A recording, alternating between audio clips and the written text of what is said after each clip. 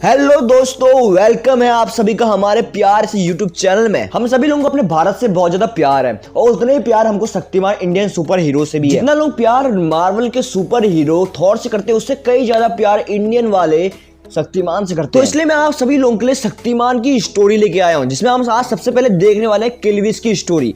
मतलब हम देखेंगे कि भाई किलविश कैसे बहुत ही बुरा बना और वो क्यों उसका डायलॉग बना अंधेरा कायम रहे। लेकिन अभी आप सोच रहे होंगे भाई इसमें क्या नई बात है। हमने किलविश की स्टोरी और शक्तिमान की स्टोरी पहले भी सुन रखी है और हमने देख भी रखी है। लेकिन अब अगर आप ये सोच रहे हैं कि इस स्टोरी में कुछ नया नहीं है तो आप बिल्कुल गलत सोच रहे हैं, क्योंकि मैंने इस स्टोरी को अपग्रेड कराया। मतलब मैं इसकी अपग्रेड वर्जन स्टोरी लाया हूँ।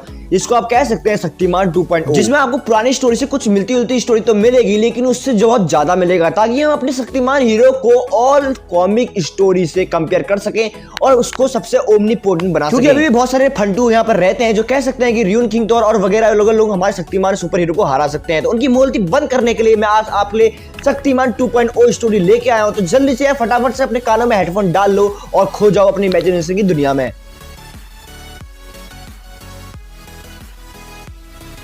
तो भाई ये बात आज से 6000 साल पहले की है, जब डीमंस की अत्याचारों की लिमिट बहुत ज्यादा बढ़ चुकी थी। डीमंस लाखों की संख्या में इंसानों को मार रहे थे। तब देवताओं ने सभी बुरे डीमंस को हेल में बंद कर दिया। किलविश उस समय एक छोटा सा बच्चा था जिसने कोई भी पाप नहीं किया हुआ था, और किलविश के साथ उसके बहुत सारे साथी भी बच गए थे। लेकिन किलविश ने अपनी माँ को अपनी आंखों के सामने हेल में बंद होते हुए देखा था, जो कि देवताओं ने करा था। इसलिए किलविश का अपनी जिंदगी में एक ही लक्ष्य बन चुका था, कैसे भी करके अपनी माँ को हेल से आजाद कराना। वह किलविश की माँ डीमन क्वीन थी, जिसके पास बहुत ही अमेजिंग सुपर पावर्स थी, लेकिन उसने ज्यादा से ज्यादा अपनी सुपर पावर्स किलविश को दे दी थी। किलविश के बड़े होने तक उसको कपाला ने पाला था, जो कि बहुत ही बड़ा तांत्रिक हुआ करता था। लेकिन कपाला एक बहुत ही डरपोक डीमन था, जिसकी वजह से उसको हेल में बंद नहीं किया गया। तो भाई कुछ सालों तक तो सब ठीक चल रहा था, लेकिन किलविश साथ साथ बड़ा भी हो रहा था, और बड़ा होने के साथ साथ उसकी शक्तियों में बहुत ही ज्यादा बदलाव हो रहा था।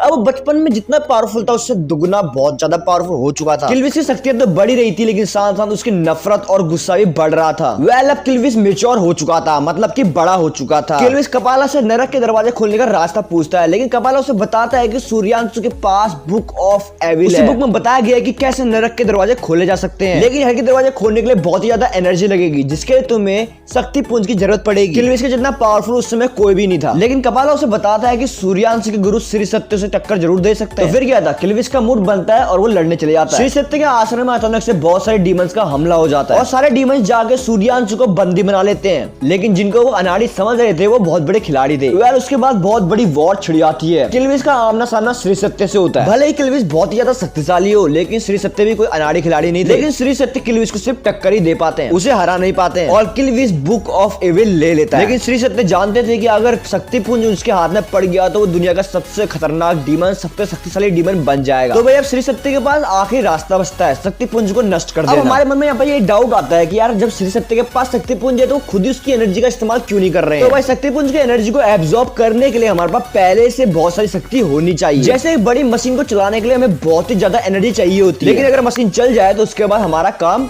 आराम से हो जाता है। और इतनी एनर्जी ना श्री सत्य के पास थी और ना ही किलविश के पास थी कि जिसकी वजह से वो शक्ति पुंज की एनर्जी को एब्जॉर्ब कर सके। तो श्री सत्य अपनी जादू तलवार से शक्ति पुंज को तोड़ देते हैं, लेकिन उसके तोड़ने की वजह से उसमें से इतनी ज्यादा एनर्जी निकलती है कि दोनों किलविश और श्री सत्य दोनों घायल हो जाते हैं बुरी तरह से। तभी वहां पर कपाला आ जाता है और किलविश को अपने साथ ले जाता है, लेकिन शक्ति पुंज का आधा हिस्सा किलविश ने अपनी मुट्ठी में दबा रखा था। श्री सत्य की हालत बहुत ही खराब हो चुकी थी और उनका बचना मुश्किल था। लेकिन जब उन्हें पता चलता है कि किलविश शक्ति पुंज का आधा हिस्सा अपने साथ ले गया है, तो वो अपने शिष्य को बुलाते हैं और कहते हैं कि कैसे भी करके तुम्हें आधे शक्ति पुंज की रक्षा करनी होगी, और 6000 साल बाद मैं दोबारा से जन्म लूंगा और गुरु के रूप में तुम मुझे ट्रेन करोगे। और ऐसा बोलकर श्री सत्य दम तोड़ देते हैं। वेल सूर्यांशु डिसाइड करते हैं कि वो किलविश को जिंदा नहीं छोड़ेंगे, क्योंकि अगर उसको जिंदा छोड़ दिया गया तो बाद में बहुत ही बड़ा खतरा बन सकता है। अब किलविश की हालत अधमरी सी हो गई थी, अब वो लड़ने लायक बिल्कुल भी नहीं बचा था। लेकिन सूर्यांशु से ढूंढ भी रहे थे, इसलिए कपाला अंडरग्राउंड एक जादुई दुनिया बनाता है जहाँ उसकी मर्जी के बगैर और कोई भी नहीं आ सकता था। किलविश की हालत बहुत ही बुरी हो चुकी थी, इसे ठीक होने में बहुत साल लग जाते हैं। कपाला की जादुई दुनिया में टाइम बहुत ही धीरे धीरे बीतता था, क्योंकि अगर वो किलविश को अर्थ के टाइम के हिसाब से रखता तो किलविश कब का मर चुका होता। और कुछ सालों बाद किलविश ठीक हो जाता है, लेकिन वो भी पहले जितना पावरफुल नहीं रह गया था, जिससे कि वो पृथ्वी के बाहर कुछ आतंक मचा सके। लेकिन किलविश के चेले यानी कि डीमंस बाहर जाकर इंसानों को मार के उनकी एनर्जी को एब्जॉर्ब करके फिर किलविश उन्हीं को मार के वो एनर्जी उनसे एब्जॉर्ब कर लेता था। अब आप लोग ये सोच रहे हो भाई इतने सारे डीमन आते कहां से हैं, क्योंकि ज्यादातर डीमंस को तो नरक में बंद कर दिया गया था। जकाल नाम का एक बहुत ही बड़ा साइंटिस्ट था, जो कि एक डीमन साइंटिस्ट था। मेरा मतलब था तो वो इंसान ही, लेकिन वो डीमन के लिए काम करता था, क्योंकि किलविश का उस पर एक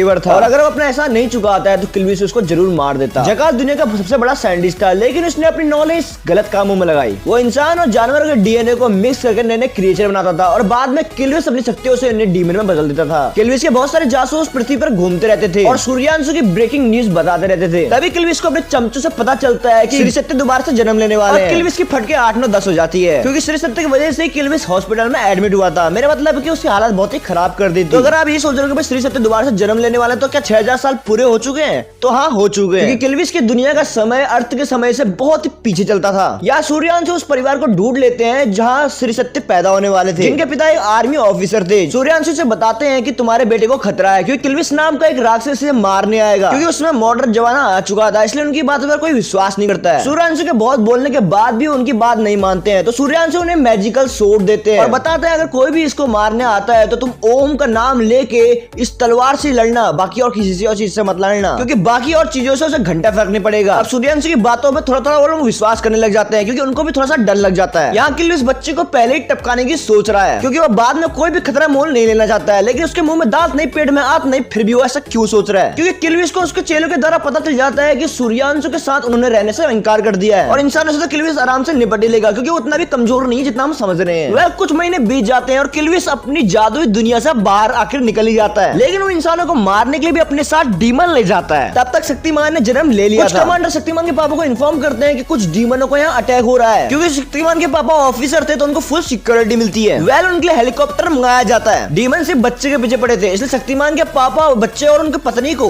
हेलीकॉप्टर में बैठा देते हैं और जादुई तलवार से उनको मारते मारते खुद भी हेलीकॉप्टर में बैठ जाते हैं। हेलीकॉप्टर आसमान में पहुंच जाता है तो सबको लगता है भाई सब कुछ ठीक हो चुका है, लेकिन तभी वहाँ उड़ते हुए किलविस की एंट्री होती है सीधे हेलीकॉप्टर पर। तभी मेरे मन में एक जिज्ञासा है कि मैं एंट्री सीधे हेलीकॉप्टर के पंखों में करवा दूं और किलविस का कीमा बनाकर यहीं पर स्टोरी को खत्म कर दूं, लेकिन तभी मुझे तुम्हारे जूतों की याद आने लगी। बाय द वे चुपचाप से कहानी पर आते हैं और हेलीकॉप्टर में शक्तिमान के पापा और किलविस की लड़ाई हो जाती है और किलविस को लगता है कि इंसानों से टक्कर कहां दे पाएंगे, लेकिन ऐसा लगता है किलविस की किस्मत ने खुद किलविस के साथ ही छेड़छाड़ कर रखी है क्योंकि किलविस को पता नहीं था कि उनके पास जादुई तलवार है। दोनों के बीच लड़ाई हो जाती है। इसी बीच हेलीकॉप्टर में आग लग जाती है और हेलीकॉप्टर फटने ही वाला होता है। तभी शक्तिमान के पापा शक्तिमान को उसके तलवार में बात कर उसको नीचे फेंक देते हैं और तभी हेलीकॉप्टर ब्लास्ट हो जाता है, जिसमें शक्तिमान के माता पिता तो मारे जाते हैं लेकिन किलविस भी थोड़ा बहुत घायल हो जाता है। लेकिन किलविस को इस बात की खुशी होती है कि उसने उस बच्चे को मार दिया, क्योंकि बहुत ज्यादा हाइट से नीचे गिरने पर किसी का भी कचुम्बर बन जाता है। ऑब्वियसली वो जादुई तलवार है, लेकिन उसमें कोई पंख निकल के नहीं आने वाले हैं जिससे कि वो बच्चा बच जाए। पहले आपको लग रहा होगा कि सूर्यांशु आकर उस बच्चे को बचा लेंगे, लेकिन ऐसा नहीं है क्योंकि सूर्यांशु को खुद वो बच्चा एक पेड़ पर लटका हुआ मिलता है। तो सोचने वाली बात यह है कि आखिर शक्तिमान को बचाया किसने? अभी हम इसको सस्पेंस ही रखने वाले हैं क्योंकि हम आखिरी एपिसोड में हम जरूर बताएंगे कि शक्तिमान को किसने बचाया, क्योंकि अब किलविस को पता चल गया कि सूर्यांशु यहाँ जरूर पहुंच जाएंगे, इसलिए वो दुम दबाकर अपने जादुई दुनिया में चले जाते हैं। लेकिन किलविस को इस बात का डर खत्म हो जाता है कि अब उसको कोई मारने वाला ही बचा है। सूर्यांशु के पास शक्तिमान का रहना खतरे से खाली नहीं था, इसलिए वो एक गरीब परिवार को उस बच्चे को सौंप देते हैं जिनकी कोई संतान नहीं होती और सूर्यांशु गुप्त रूप से शक्तिमान को ट्रेन करते रहते थे। लेकिन जब तक शक्तिमान हीरो के रूप में पृथ्वी पर नहीं आया तब तक किलविस ने पृथ्वी पर बहुत ज्यादा आतंक फैलाया हुआ था। किलविस के डीमन इंसानों को मारकर उनकी एनर्जी एब्जॉर्ब करके किलविस को दिया करते थे। ज्यादातर डीमन बच्चों को मारा करते थे क्योंकि बच्चों के पास बहुत ही ज्यादा एनर्जी हुआ। धीरे धीरे किलविस बहुत ही ज्यादा शक्तिशाली होने लगे, लेकिन सूर्यांशु से जितना हो सका उन्होंने बच्चों को बचाने की कोशिश करी, लेकिन सूर्यांशु कुछ हद तक बच्चों को बचा पाते हैं क्योंकि वो हर जगह उड़कर नहीं जा सकते। किलविस अपनी जादुई दुनिया में रहकर 1 साल तक अपनी सुपर पावर्स को इंक्रीज करता है, लेकिन वो उतनी शक्तियां गेन नहीं कर पाता है जितना उसको एक शक्ति पुंज की एनर्जी को एब्जॉर्ब करने के लिए चाहिए, क्योंकि सूर्यांशु हर बार उसके काम में टांग अड़ा देते हैं जिनकी वजह से वो बहुत बार बच्चों को नहीं मार पाता है। इसलिए किलविस डिसाइड करता है कि अब सूर्यांशु को अपने रास्ते से हटा देना चाहिए, क्योंकि किलविस अब बहुत ज्यादा शक्तिशाली हो चुका था।